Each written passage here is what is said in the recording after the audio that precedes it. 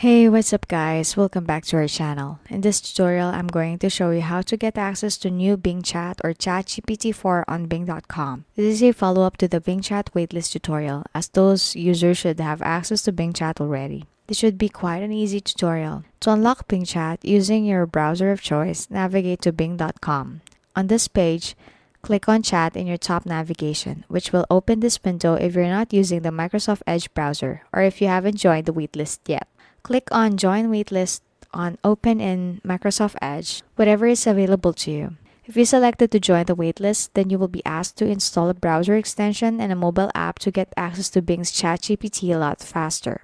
You should get access and confirmation email immediately. Next, open the Microsoft Edge browser and head on to Bing.com. Make sure that you're logged into the same account as the one that requested early access and click on Chat again. As you can see, you will be able to start chatting with the new and improved version of ChatGPT, GPT-4 on the Bing website. Some questions will also be answered by Bing Chat when using the normal search on this browser. I hope this helped you out. Leave a comment if you have any questions and subscribe. And see you in the next video.